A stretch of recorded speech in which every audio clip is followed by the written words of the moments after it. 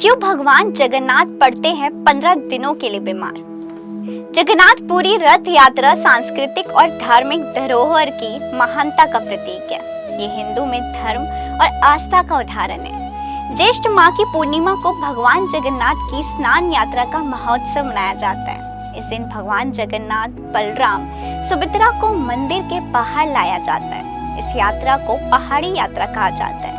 भगवान जगन्नाथ को 108 स्वर्ण पात्रों में भरे विभिन्न तीर्थ स्थलों के जल से स्नान कराया जाता है और इसके तुरंत बाद भगवान को बुखार हो जाता है और भगवान जगन्नाथ बीमार पड़ जाते हैं। फिर वो 15 दिनों तक आराम करते हैं। ऐसे में चलिए जानते हैं कि स्नान यात्रा के बाद भगवान जगन्नाथ बीमार क्यों पड़ जाते हैं, इसके पीछे की खास वजह क्या है। आइए आपको बताते हैं।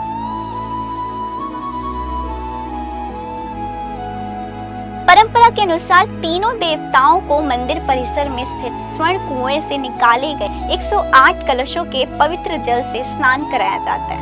स्नान यात्रा का ये अवसर वर्ष में एकमात्र ऐसा समय होता है जब भक्तों को तीनों देवताओं के एक साथ दर्शन करने का सौभाग्य मिलता है। इसके बाद देवताओं को अनवसर काल में रखा जाता है, जिसमें वो आराम करते हैं और स्वास्थ्य लाभ करते हैं।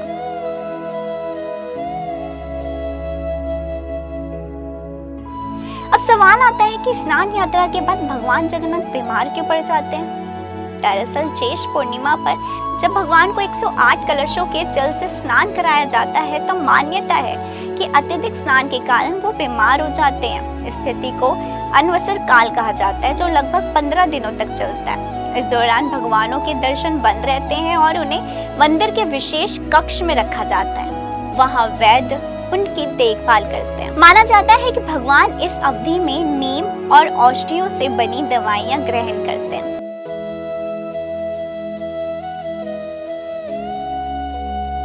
एक और पौराणिक कथा ये भी है कि माधव दास भगवान जगन्नाथ का अनन्य भक्त था। अपनी पत्नी की मृत्यु के बाद उसके जीवन में सिर्फ भगवान की सेवा ही मायने रखती थी। उम्र के साथ वो बहुत बीमार पड़ गया। लोगों ने कहा अब भगवान जगन्नाथ की सेवा तुम्हारे बस का काम नहीं। लेकिन माधव दास बोला कि जब तक इस शरीर में प्राण है मैं भगवान की सेवा नहीं छोड़ सकता। इसी दौरान एक दिन सेवा करते करते माधव दास मूर्छित हो गए। उसके बीमार होने पर स्वयं जगन्नाथ उनकी सेवा के लिए अपने भक्त के पास आए। भगवान जगन्नाथ उसकी सेवा करते रहे। जब उसके शरीर में थोड़ी जान आई और उसे होश आया तो वो समझ गया ये तो मेरे प्रभु हैं जो मेरी सेवा कर रहे हैं। वो भगवान के चरणों में गिर गया और बोला, प्रभु आप मेरी इतनी सेवा कर रहे हैं, ऐसा मैं कैसे होने दे सकता हूँ। और अगर आप भगवान हैं तो आपने मुझे अपनी सेवा से वंचित क्यों किया। आप मेरी ये बीमारी को टाल भी तो सकते थे। भगवान ने कहा कि मैं अपने भक्तों के प्रेम से बंधा हूँ, इसलिए मैं तुम्हारी सेवा के लिए आया हूँ। लेकिन मैं किसी के भाग्य को नहीं बदल सकता।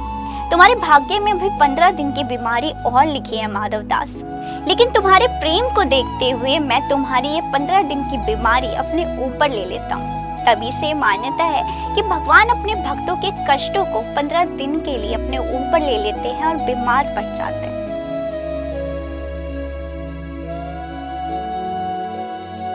इस आयोजन का एक गहरा संदेश ये है कि भगवान भी मानव रूप में अपने भक्तों के समान व्यवहार करते हैं। वो भी बीमार होते हैं, आराम करते हैं और फिर स्वस्थ होकर पुण्य भक्तों के बीच आते हैं। इससे भक्तों का अपने आराध्य के साथ भावनात्मक जुड़ाव और भी गहरा हो जाता है।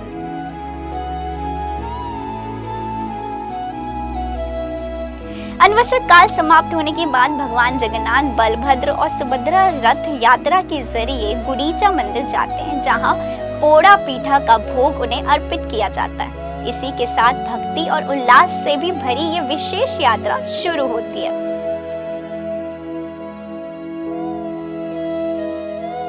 इस साल जगन्नाथ रथ यात्रा 27 जून 2025 को निकाली जाएगी। आश्विन शुक्ल पक्ष द्वितीय तिथि 26 जून दोपहर 1:25 से शुरू होकर 27 जून सुबह 11:19 बजे तक रहेगी। इसी आधार पर दुनिया की सबसे भव्य धार्मिक यात्रा 27 जून को निकलेगी। इस दिव्य दृश्य के लिए भारत और विदेशों से लाखों श्रद्धालु पुरी पहुंचेंगे, जब भगवान अपने विशाल रथों पर सवार होकर अपनी मौसी गुंडीचा मंदिर के लिए प्रस्थान करेंगे। दोस्तों, अगर आपको हमारी ये वीडियो अच्छी लगी हो तो कमेंट में जय जगन्नाथ जरूर लिखें। वीडियो अच्छी लगी हो तो लाइक शेयर सब्सक्राइब करना ना भूलें। नमस्कार।